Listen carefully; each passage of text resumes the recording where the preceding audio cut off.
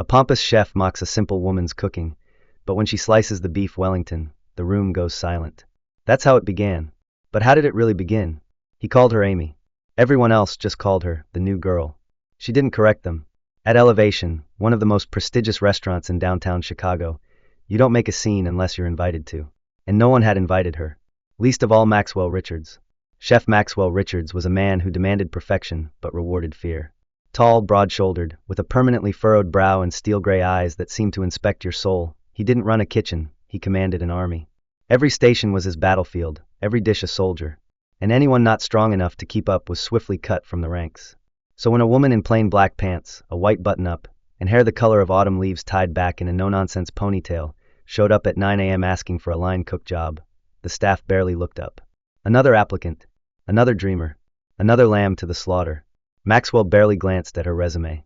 Some formal training in France? He asked, voice clipped, eyes already scanning the prep list.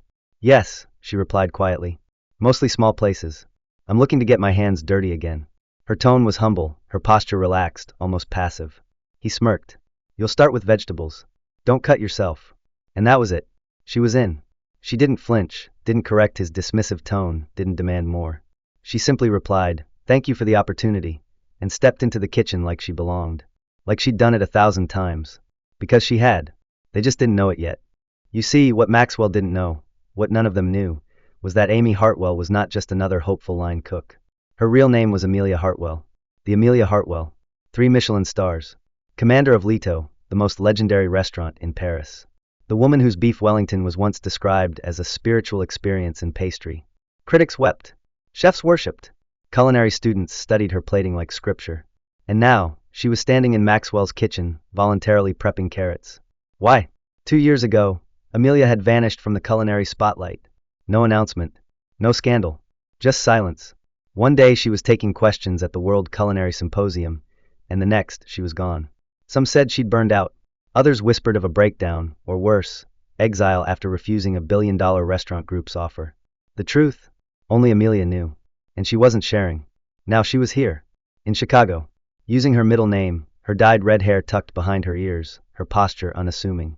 She had no designer clothes, no PR team. Just a quiet presence and a notebook filled with sketches, flavors, memories. That morning, as the kitchen hummed with its usual blend of stress and sweat, Amelia moved like water. She was invisible, yet everywhere. Knife in hand, she julienne zucchini with terrifying precision. Her brunoise was so perfect Daniel, the sous chef, paused mid-motion and just stared. Maxwell, of course, found a reason to criticize. This isn't some diner kitchen, he sneered. We maintain standards here. She nodded. Of course, chef. Not a trace of sarcasm. Not a hint of pride. But there was something in her eyes, something quiet and dangerous. Like she knew more than she let on. Like she'd once stood exactly where Maxwell stood now, and outgrown it. Throughout the day, the staff exchanged glances. There was something strange about Amy. She didn't flinch when yelled at. Didn't gossip. Didn't rush. She worked with the calm intensity of someone who knew exactly what she was doing, and didn't need anyone's approval to keep doing it. And she tasted everything.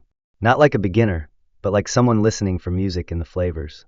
By 4 p.m., Maxwell's sharp tongue had already reduced 2 new hires to tears and 1 line cook to quitting mid-shift. Amy stayed. At one point, Maxwell paused behind her, watching her slice shallots into paper-thin petals. That's not how we do it here, he said flatly. Too thin. You'll burn them. She looked up, unbothered.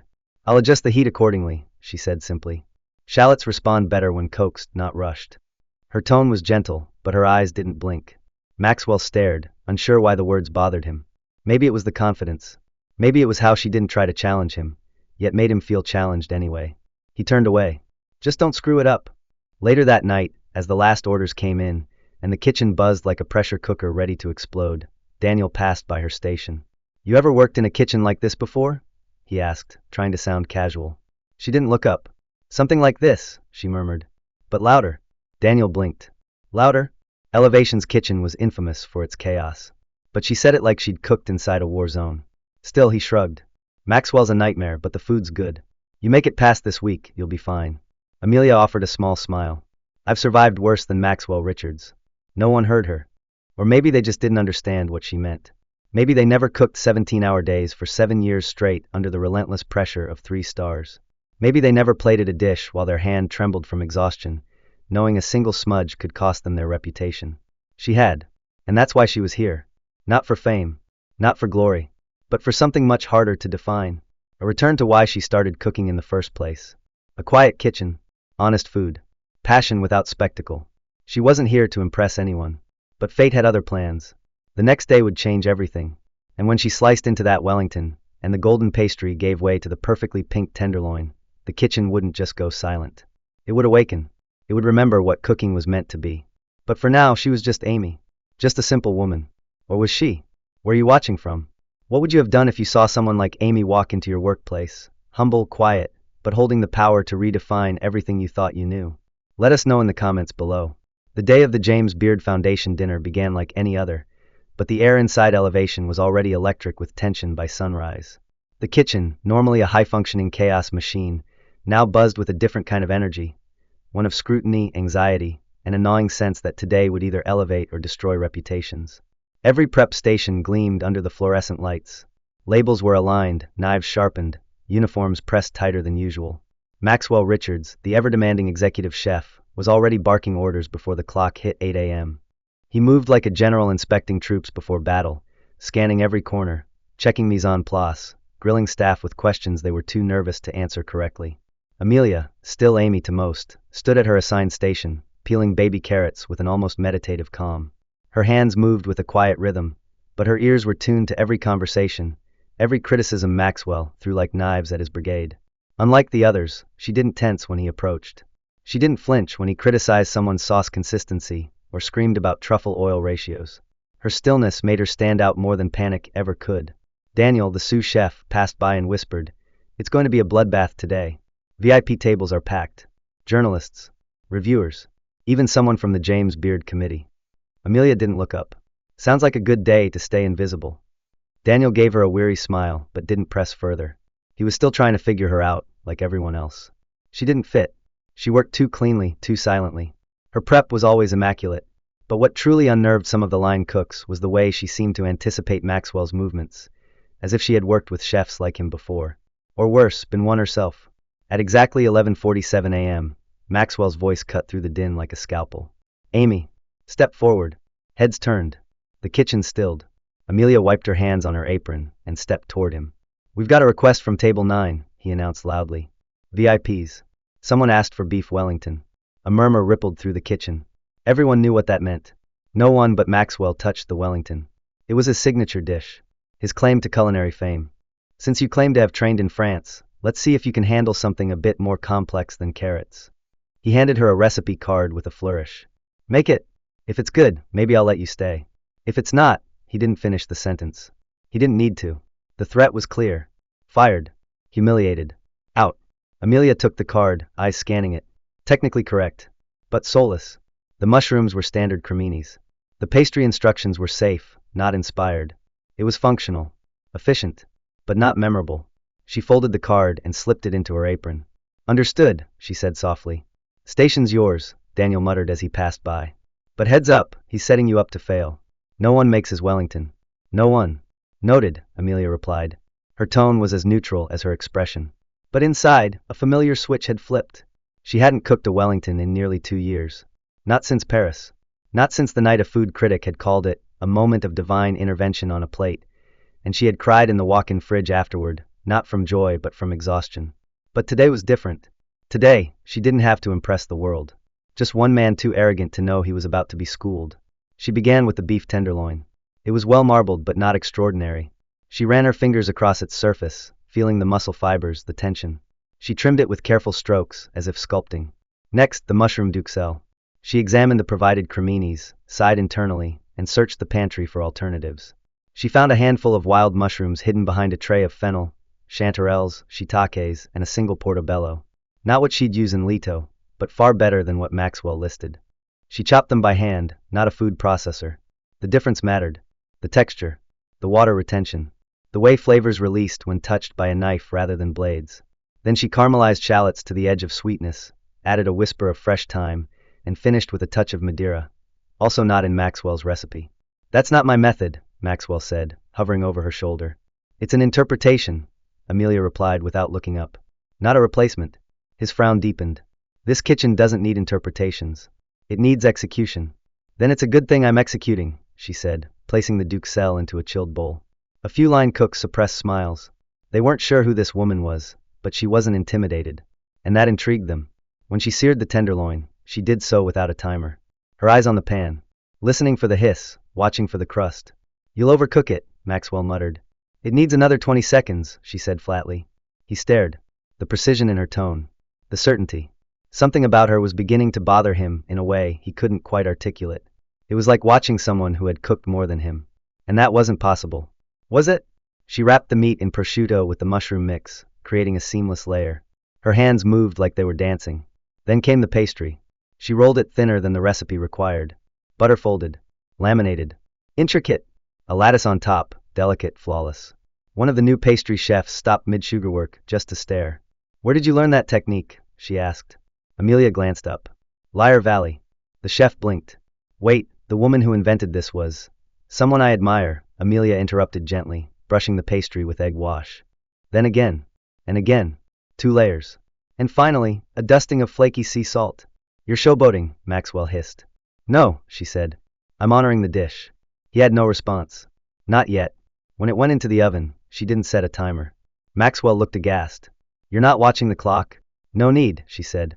This pastry, with this thickness and this resting temperature of the beef, needs exactly 38 minutes. It needs 42. That's the protocol. Your protocol, she said calmly. Not mine. The kitchen, once filled with the clatter of pans and shouting, grew quiet. The cooks were pretending to work, but their attention remained fixed on her. She was no longer the new girl. She was a force. Maxwell retreated to his office.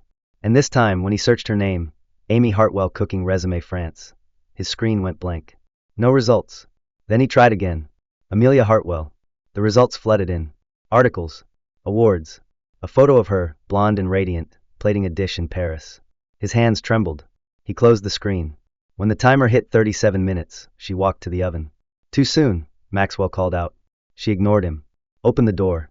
Pulled the Wellington out. Set it on the marble counter. It rests for 7, she said. He stepped forward, eyes wide. The crust was golden and glossy. The lattice still perfect. No seepage. No splitting. No flaws.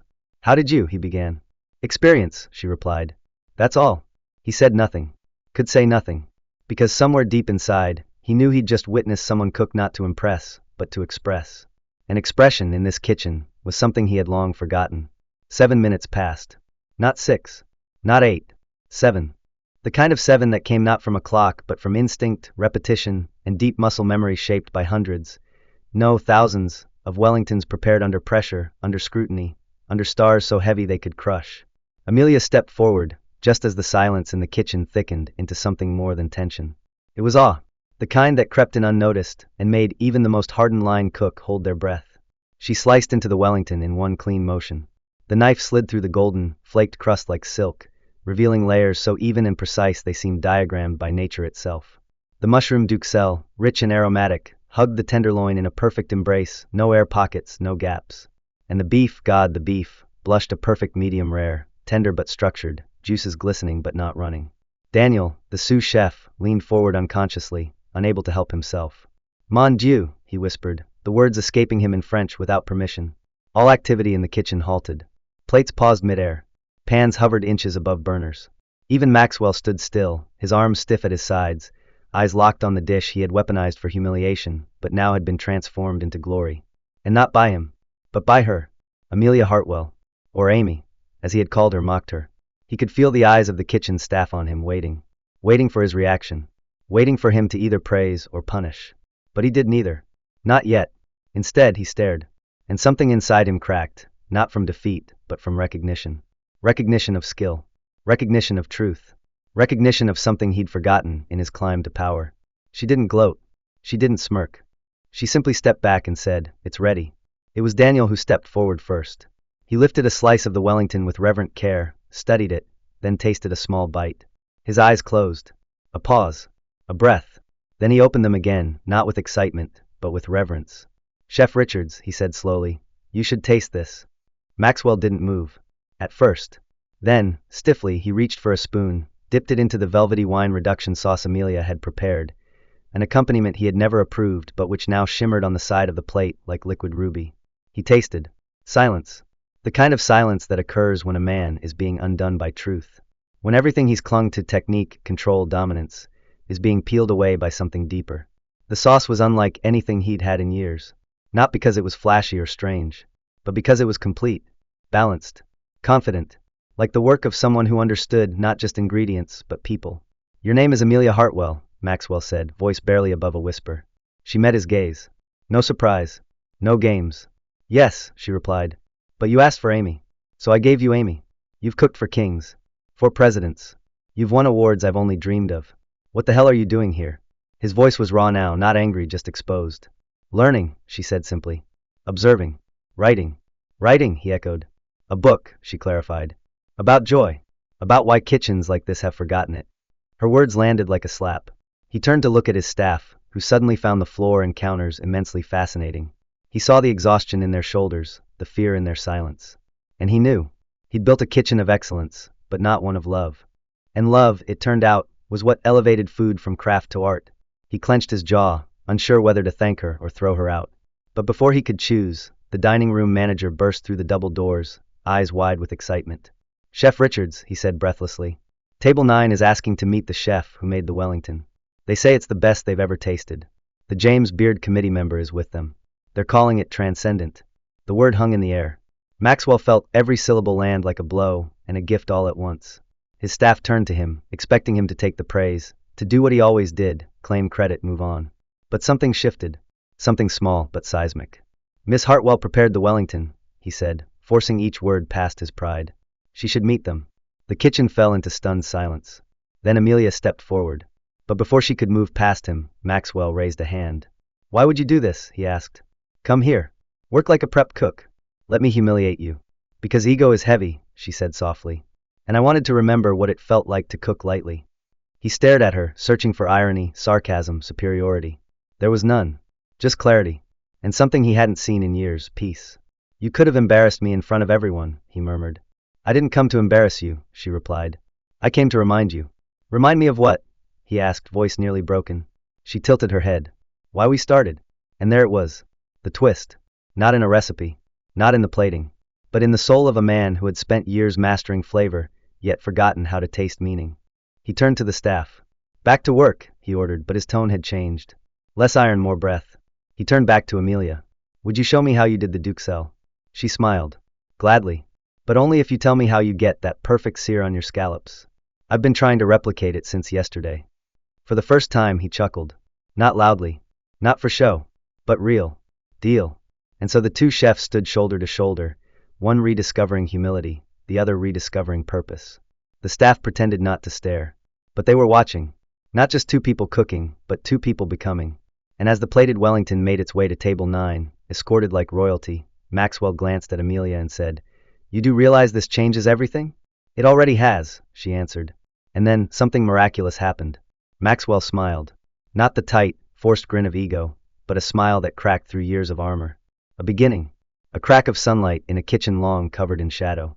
The dining room's applause reached the kitchen like distant thunder. Unexpected, unearned by those who typically received it, and unsettling in the way it cracked through the familiar hum of controlled chaos. For years, Maxwell Richards had trained himself to dismiss the noise from beyond the swing doors. Praise was fleeting. Applause didn't plate food. Compliments didn't reduce sauces. But this wasn't the usual ovation. It wasn't for him. And that knowledge landed not like a slight, but like a slow, aching bruise forming beneath the skin of his pride. Amelia stood still beside him, neither basking in the sound nor shrinking from it. She merely received it, like she would a new ingredient, observing, noting, cataloging its flavor on her internal palate. They're asking for you by name, the manager said again, his voice almost incredulous, as if he were watching a fairy tale unfold in front of him and couldn't decide whether to believe it. Maxwell still hadn't responded. He was watching his staff, the same team who just this morning barely looked her way. Now they moved differently, subtly but undeniably. Their hands weren't just executing tasks, they were watching her, borrowing her composure, echoing her efficiency. Daniel was the first to speak. Chef, he said carefully, directing the word not toward Maxwell but toward her. Do you want me to walk you out there? It was respectful, not nervous, and not performative either. Genuine. She gave a small nod but turned first to Maxwell. Come with me, she said. It wasn't a question. He stared at her. Why? Because this dish, she said, gesturing toward the remaining slices of the Wellington, was built on your foundation, even if I changed the architecture. Let's meet them together. His instinct was to decline. She didn't need him. She didn't know him. And in many ways, he hadn't earned the right to share the spotlight. But then she added, they should see the face of the kitchen that makes it all possible. The words were an offering, not to his ego, but to his humanity. He walked beside her, out into the dining room where glittering guests waited behind linen-covered tables and whispered of perfection. The applause rose again, louder this time, when the guests saw her. Flashbulbs clicked. Wine glasses were raised in salutes. Compliments spilled across white tablecloths like confetti.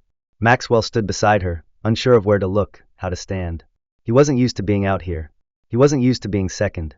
A woman in a silk dress with emerald earrings reached out to shake Amelia's hand. Chef Hartwell, this Wellington, she said breathlessly. I've eaten versions in Paris, London, Tokyo. But this was something else. Something, she paused, as if searching for the right word, alive. Amelia smiled. Thank you. That means more than you know. Maxwell opened his mouth to speak, but paused. Instead, he watched her. Watched how she made eye contact, how she leaned in, how she listened. She didn't perform greatness. She carried it lightly, like a secret she didn't mind sharing. When the James Beard committee member approached, a man Maxwell had spent months trying to get the attention of, it was Amelia he greeted first. Chef Hartwell, the man said, extending a hand. I'm not prone to hyperbole, but that was the finest Wellington I've tasted in a decade. Maxwell inhaled sharply. But again, Amelia didn't gloat. I appreciate that, she said. But it was very much a collaboration. Chef Richards runs a tight ship, and his standards shaped that dish. The man turned to Maxwell. You're doing something right in that kitchen. Most chefs would never let someone else touch their signature dish. Maxwell, to his own surprise, chuckled. That was never the plan, he admitted. But today, the kitchen taught me something. When they returned through the swing doors, the energy was different. Not chaotic, not reverent, but aligned. The staff moved with more purpose, less fear. As if something had finally shifted in the gravitational pull of the kitchen. Maxwell walked to his station, leaned on the counter, and looked at Amelia. Why did you really come here? He asked, quieter now. Not the book. Not the anonymity. The truth. She hesitated, then sat across from him on an unused prep stool. 2 years ago, I stopped recognizing myself. My life had become an endless pursuit of the next star, the next critic, the next level of perfection. I was chasing ghosts and cooking for silence. Silence, he asked. The kind that comes after the applause. When the reviews are in, and the guests are gone, and all that's left is you and your exhaustion. I wasn't cooking to feed anymore. I was cooking to win. And I realized I didn't even remember why I started. He nodded, understanding. More than he wanted to. So I decided to disappear, she continued. Relearn things. Feel things. Not just the joy of food, but the ugliness too. The panic of dinner rush. The imperfection of real kitchens. The arrogance of chefs who forget they were once beginners. I wanted to see it all again. And did you? I saw you, she said. And it reminded me that you don't lose yourself in a day. You lose yourself slowly.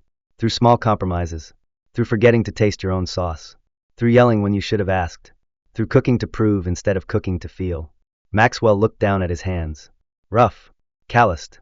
Shaking slightly. What if it's too late? She shook her head. It's never too late. You just have to decide what kind of kitchen you want to lead. One built on fear, or one built on fire. Fire burns, he said. So does cold, she replied. That night, the staff stayed late.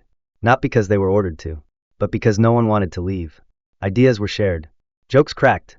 Even the dishwasher chimed in with plating suggestions. Maxwell stood beside Amelia, watching his team reassemble themselves not from obligation, but from ownership. I think you were right, he said. About what? Joy. It's not the absence of pressure. It's the presence of purpose. Amelia gave him a knowing smile. And purpose tastes better than perfection. Every time. 2 weeks later, the morning light filtered through the tall windows of Elevation's kitchen differently. It didn't feel harsher or softer. It felt clearer, as if the walls themselves had been scrubbed not just of grease but of something heavier, something older. The energy inside was no longer tense but tuned. Focused. Still demanding, still high stakes, but no longer built on fear. The change hadn't arrived in a roar. It had seeped in quietly, through laughter that began returning between shifts, through collaboration replacing competition, and through a subtle, almost imperceptible shift in how Maxwell Richards held himself. He still walked with purpose. He still inspected every plate before it left the kitchen. But now he also listened. He asked. He even occasionally thanked. Amelia stood at her station, packing her notebooks with quiet finality. Her time at Elevation had come to an end. Not because she had worn out her welcome, but because her purpose had been served. She had come for the noise beneath the surface of perfection, for the dissonance of a kitchen that had lost its song, and found something she hadn't expected. Restoration, not just of skill but of spirit. "You're really going?" Daniel asked, adjusting his apron as he joined her. "We were just getting used to having an actual legend in the kitchen." Amelia smiled, tying the last string around her notebook. "I have 5 more restaurants to visit before the book's done. And besides, legends are usually better from a distance." "That's not what they're saying out there," Daniel said, nodding toward the dining room. "Reservations have doubled since the Wellington night. Everyone wants to taste the dish that changed the chef." Amelia raised an eyebrow. "Which chef?" "Both of you," he said honestly. "You should have seen Maxwell yesterday. He took suggestions from Eliza, the newest pastry hire. Didn't just nod, he actually tried them." "How'd it turn out?" "Well," Daniel said with a smirk, "the man actually smiled when he tasted it. And not the scary kind." She laughed, softly, a real one, and closed her bag. The door to Maxwell's office opened just then. He looked different too, though nothing as dramatic as posture or clothes. The shift was internal, reflected in his tone, and the way he now greeted staff by name. "Hartwell," he called, walking over. "Or are you going back to Amy?" "Depends on the kitchen," she said. "And the chef." He held out a small white envelope. The publishers called again. "They're still interested in the joint book. You and me. 2 voices. Dual perspectives. We could call it Fire and Balance. Or something less dramatic if you prefer." "I don't mind dramatic," she replied, taking the envelope. "But I'm not sure I'm ready to write with anyone yet. I'm still collecting kitchens." "I figured," he said. "But if you ever decide to finish that Wellington series, I'll contribute a few paragraphs on humility. Took me long enough to find it." "You didn't find it," she corrected. "You let go of everything that was keeping you from it. That's harder." They stood in silence for a moment, watching the kitchen staff prep for service. There was an ease to their movements, a rhythm that spoke not of hierarchy, but of harmony. "You know," Maxwell said, his voice quieter, "I almost asked you to stay." "I know," she replied. "And I almost said yes." "Why didn't you?" "Because the story's not over yet. Not mine. Not yours. And this kitchen, this version of it, is yours to carry forward. Not because I was here, but because you chose to change."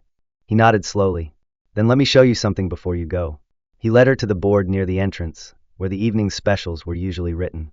But today, something new was listed. Wellington Elevation Signature. It read, beneath which were 2 names. Inspired by Amelia Hartwell. Crafted by the Elevation team. No ego. No single chef credited. Just a reflection of what had truly happened. "It's different from my version," he said. "We've made it our own. Still precise. Still layered. But a little less rigid. A little more joy." Amelia looked at it and smiled, not for the words, but for the choice they represented. "That's the dish you'll be remembered for," she said. "Not because it's perfect, but because it remembers people." "Funny," he mused. "I used to think food was about impressing. Now I think it's about remembering." She turned to leave, but he called after her. "Amelia." She paused. "Yes. When you finish that book, send me the first draft." "I'll send you the second," she said. "The first will be messy. Honest. The kind that needs more salt." "Those are the best kind," he replied. Outside, the city moved on as it always did. Cars rushed. People hurried. But for a brief moment, as she stepped into the sunlight, Amelia Hartwell allowed herself to be still. To taste the air. To carry with her not just another chapter, but a memory seasoned with humility, fire, and the quiet strength of kitchens reborn. Behind her, laughter rang from the kitchen, Maxwell's, unmistakable and light, blending with his team's. She didn't look back. She didn't need to. She had already changed that kitchen. And in return, it had changed her.